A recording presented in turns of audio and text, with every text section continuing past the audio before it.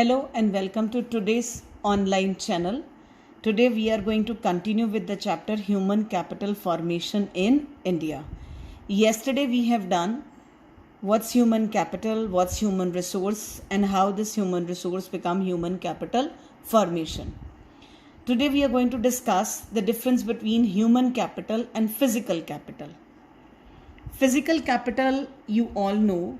Physical capital are the tangible, which can be easily sold in the market or available in the market. These are the inputs which are required for the further production, and these are the physical resources which are mobile and can be easily separated from their owner.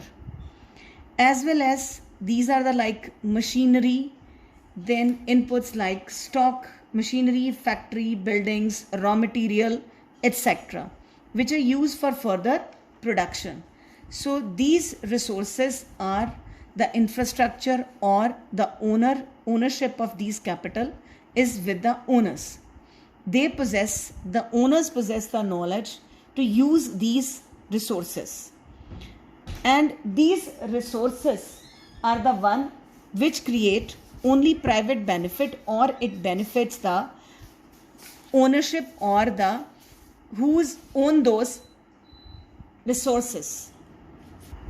So physical capital only give owners benefit to their owners only. So that is the private benefit, because these owners, they pay price for these assets, for these liability, the goods they have, the infrastructure they have, they pay price for this, and that is why they want to increase their productivity of their assets. So physical assets need investment. They are needed in the economic as well as technical process. These assets also depreciate with passage of time. That means they lose their value with the passage of time. The more we use it, the more they lose their value. So these were the physical capital. Comparison to this physical capital, human capital is a stock of skill, expertise, education, and knowledge among the people. The people, those who have these expertise and knowledge that is embodied in them, those who acquire with the passage of time, that is the human capital. This knowledge, this capability, this education is required, is make to use physical capital effectively. अगर physical capital ਨੂੰ effectively use करना है, we need this good human capital. Then physical capital can be used effectively. As the physical capital was mobile, can be separated, investment or ownership of the asset can be changed. But in case of human capital, these assets cannot be separated. Once the owner owns them, they stayed with them throughout their life. Once a person is skilled, once a person is educated, he will remain throughout his life. His expertise or education cannot be taken away from that person. These human capital assets, they are competent people, educated people, trained people as professionals. This produce other human capital also. Once you produce human capital, treat human capital, they also produced next human capital. But in case of machines, new machines cannot create the new machine. But human capital is good. If it's generated, it also leads to next generation of human capital as a resource. Same way, human resource is also not inseparable, as well as it is mobile, but not to that extent. It is a mobile, but it is less mobile. Mobility is not as easy as the other one. Then these human assets, they also create private as well as social welfare. Private as well as social benefit, as it benefit not only the owner himself, but also the economy as a whole. Because society in general, educated person can effectively take up the democratic process, socio-economic progress, more about the environment or sustainability, more about personal hygiene, sanitation, and other rights. So private and social benefit is created through human capital. Human capital also depreciates with the passage of time, but this depreciation can be reduced by investing more on education as well as the health. So how we say people became resource. ਲੋਕੀ resource ਕਿੱਦਾਂ ਬਣਦੇ ਨੇ? They resource by using their skill, knowledge, productivity and abilities. And if this human resource is further developed, they become more educated, more healthy. It needs to human capital formation. It further lead to human. Now we are going to discuss sources of human capital formation, how human capital can be increased. There are different sources of human capital formation.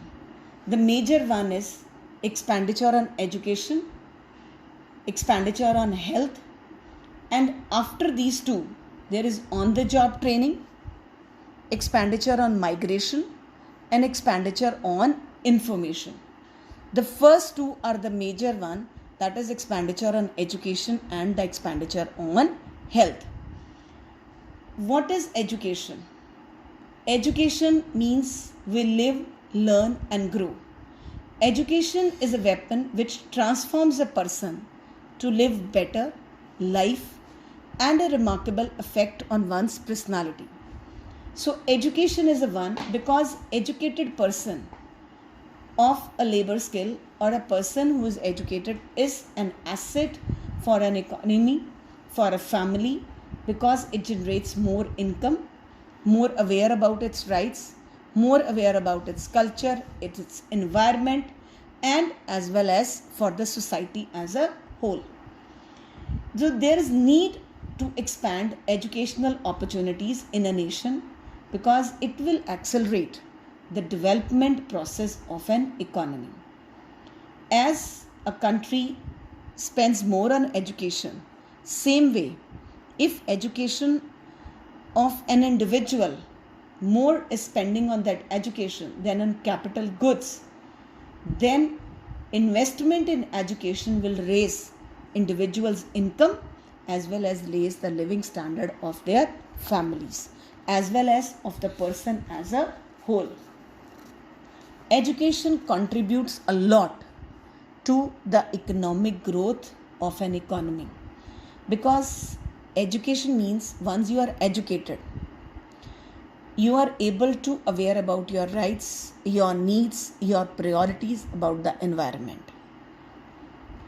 That means your earning capacity increases. A person will have higher income.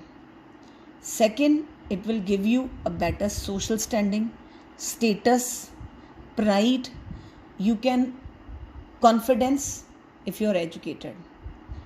Educated person can make better choices. He knows the pros and cons, what is good, what is bad for him. Next, it provides knowledge to understand the changes in the society. He knows it better. He can think about this. Thought process changes with the education. As well as new inventions and innovations only happens with the education. Once you are educated, you are more about changing the goods, the society as well as your needs. Next, new technology can be easily adapted with the help of education, which is not possible in case of the other areas or the other way out. So education and health are the main endeavors, main sources of an economy, or how economy can be better off. Our investment in education is better than investing more on capital goods by the company if they want to raise the future profits of their companies over a period of time. That is why these companies hire the most talented, the most educated person as their CEOs or technicians. The better a technician, better pay, better job, better company hires it. So education is the one source through which human capital formation is formed. Second is expenditure on health. Healthy person is an asset, unhealthy person is a liability. So health expenditure is a source of human capital formation because it directly increase करता है supply of labor, of healthy labor force. Because health build up productive labor force and improves the quality life of an individual. If a person is unhealthy, undernourished, quality of life ਉਹਦੀ अच्छी नहीं होएगी, manpower is not good, ਉਹ ਜਿਹੜਾ labor available है, it's without medical facility. He will absent from his work for a longer period. He will not do his work properly, and obviously loss of productivity will be there. Same way, if expenditure on health is there, it will maintain productive labor, it will improve the quality of life as well of the society, as well as of the companies, as well as the firm. Along with adequate health facility, labor also need adequate food, proper nourishment, adequate health sanitation facilities, clean drinking water to improve the qualitative improvement in human capital. So without good health, good working facilities, with availability of clean drinking water, it is not possible to have a better quality or productivity of human capital.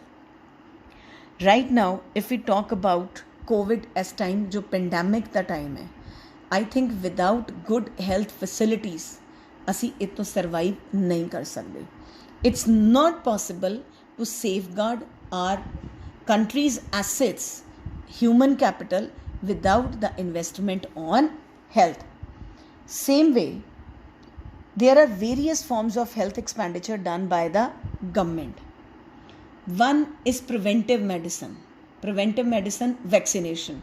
जिस तरह आज Covid तो बचन ली, we are looking for a vaccine, so which can protect us from that. Second, curative medicine, cure. When there is a problem, there is a disease that can be cured with that, so that medical intervention during illness. So right now these days they are saying, if you are asymptomatic, symptoms nahi hai, you can stay here, you can prevent from spreading, just home isolation. But agar problem zyada, you can come in the hospital and then you will be given medicine or whatever the best possible they can provide you. Then is the social medicine. Social medicine, spread of health literacy. शायद JD इस वेले right now during this pandemic is highly. We are on the social media, mass media, TV, newspapers. We are spreading health literacy. How to safeguard ourselves. How to protect this. Because right now there is no prevention, there is no cure. So there is only can be prevention, or you can prevent literacy. It's available how you can literate people about a disease. Next is provision of clean drinking water. Clean drinking water is a major necessity for health expenditure. And next one is a good sanitation facilities.